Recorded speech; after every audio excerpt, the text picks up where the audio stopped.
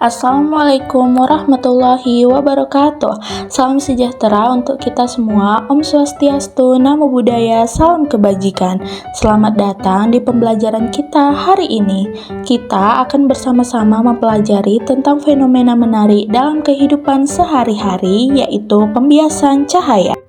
Pernahkah kamu melihat air laut yang tampak dangkal padahal sebenarnya dalam?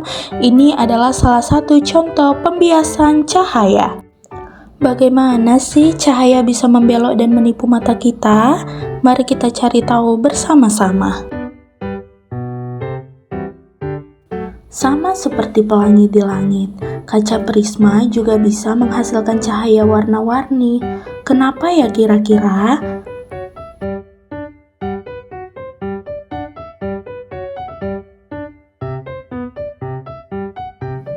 Saat cahaya putih melewati prisma, terjadi proses yang sangat luar biasa.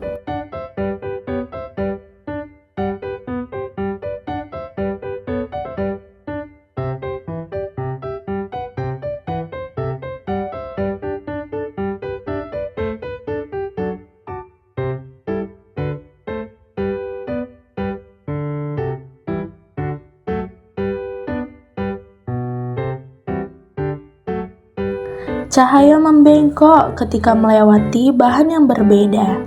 Inilah yang memungkinkan prisma mengubah arah cahaya. Setiap warna dalam cahaya putih bergerak dengan kecepatan berbeda, sehingga cahaya terpisah menjadi warna-warna indah.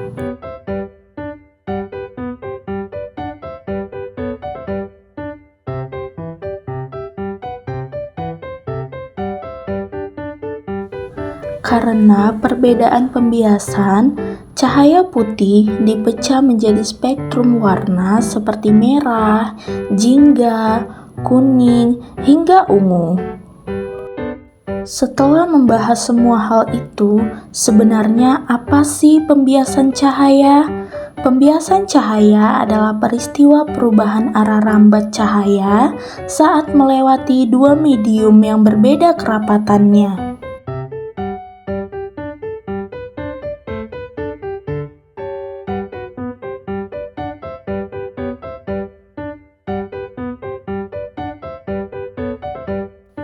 Ciri-ciri pembiasan cahaya antara lain, arah cahaya berubah, benda tampak tidak pada posisi aslinya, dan kecepatan cahaya berubah saat melewati medium berbeda. Kita sudah selesai membahas materi mengenai pembiasan cahaya. Lalu, sekarang kita lanjut ke materi berikutnya, yaitu hukum pembiasan cahaya atau Snellius. Pada tahun 1621, seorang fisikawan asal Belanda yaitu Willibord Snellius melakukan suatu eksperimen dengan mengarahkan cahaya pada suatu balok kaca di ruang vakum, kemudian mengukur sudut datang I dan sudut bias R. Hasil perhitungan yang beliau lakukan bahwa semakin besar sudut datangnya, maka sudut biasnya juga bertambah besar. Akan tetapi, meskipun demikian, sudut datang ini tidak sebanding lurus dengan sudut bias R.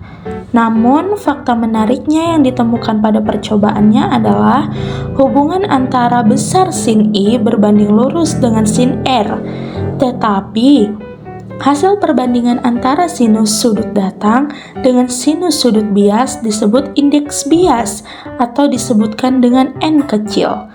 Atau secara matematis sin I per sin R sama dengan N. Dari hasil percobaan Snellius didapatkan bahwa indeks bias kaca sebesar 1,5. Kemudian persamaan yang menyatakan indeks bias dikenal dengan hukum pembiasan, yang merupakan satu dari dua hukum pembiasan yang dinyatakan Snellius. Pertama, sinar datang, sinar bias, dan garis normal terletak pada satu bidang datar. Kemudian yang kedua, perbandingan sinus datang dan sinus sudut bias suatu cahaya yang datang dari satu medium ke medium lain merupakan konstanta. Hasil percobaan Snellius tadi menghasilkan indeks bias kaca sebesar 1,5. Namun ketika percobaan ini diulang pada medium yang berbeda, maka akan menghasilkan indeks bias yang berbeda. Misalkan pada udara ke kaca akan menghasilkan indeks bias kaca sebesar 1,25, sedangkan ketika medium dari air ke kaca, indeks bias berubah menjadi 1,15.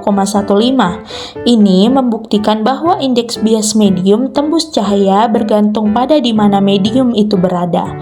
Oleh karena itu, kalian harus memahami istilah indeks bias yang bakal sering muncul ketika belajar mengenai pembiasan cahaya, yaitu indeks bias mutlak dan indeks bias relatif. Indeks bias mutlak adalah indeks bias medium ketika cahaya dilewatkan dari ruang hampa ke medium itu. Sedangkan indeks bias relatif adalah perbandingan dari indeks bias medium tersebut relatif terhadap medium lain. Dengan menggunakan indeks bias mutlak dan indeks bias relatif, Snellius juga bisa ditulis menjadi seperti ini loh. Semakin besar indeks bias mutlak, semakin kecil cepat rambat cahaya dalam medium. Lalu, semakin rapat medium, maka semakin besar hambatan yang dialami cahaya saat melewati medium. Melalui pembiasan, kita bisa memahami banyak fenomena menakjubkan seperti pelangi, kolam yang tampak dangkal, hingga penggunaan prisma. Demikianlah pembahasan kita tentang pembiasan cahaya. Semoga materi ini bisa menambah wawasan dan membuat kita lebih memahami keindahan fenomena alam di sekitar kita. Terima kasih atas perhatian dan partisipasinya. Sampai jumpa di pembelajaran berikutnya. Wassalamualaikum warahmatullahi wabarakatuh. Salam sejahtera untuk kita semua. Om Santi Santi Om, Namo Buddhaya, salam